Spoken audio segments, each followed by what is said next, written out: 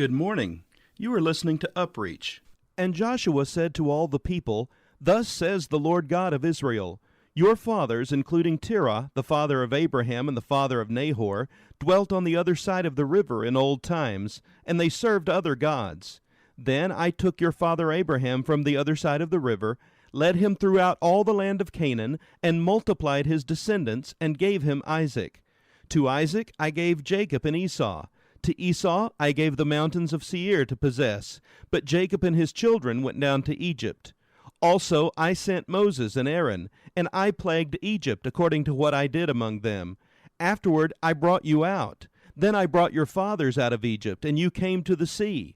And the Egyptians pursued your fathers with chariots and horsemen to the Red Sea.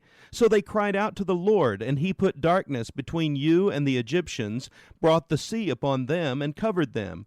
And your eyes saw what I did in Egypt. Then you dwelt in the wilderness a long time, and I brought you into the land of the Amorites, who dwelt on the other side of the Jordan, and they fought with you.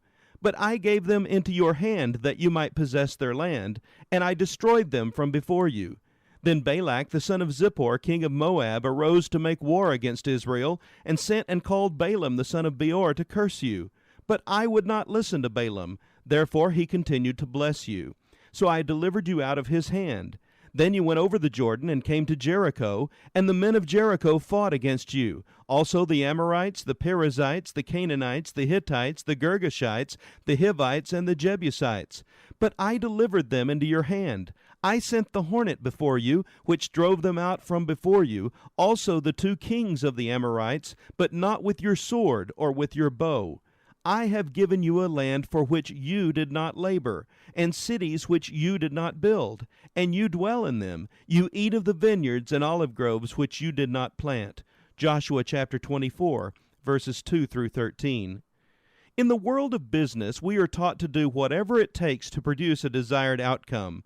Competitive forces can drive companies to go beyond the limits of ethics and integrity to achieve a desired outcome. Men and women can become workaholics as the need for competitive advantage is passed down the various management levels in order to meet sales and marketing goals. This sweat and toil mentality contradicts God's kingdom economy. God's kingdom economy can be seen in the verses I just read from the book of Joshua. When the people of Israel are coming out of Egypt, a place of sweat and toil and slavery, God is trying to teach them a new economy of receiving. Instead of sweat and toil, he wants them to learn obedience. Now their income will be based upon their obedience, not upon their skill or their sweat and toil. This new kingdom economy means that there will be times when what you receive from your efforts may be less than the commensurate time invested.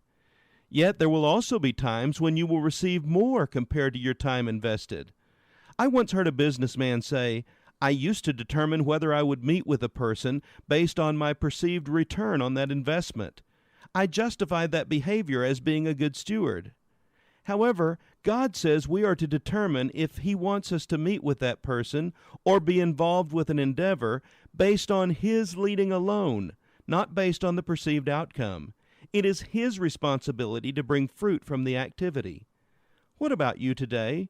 Are you prepared to let go and let God lead you through your day? Thinking like this will result in a new freedom in your work life. So why not stay vertical with God and let him determine your next activity? This has been UpReach, a presentation of the Church Street Church of Christ in Lewisburg, Tennessee.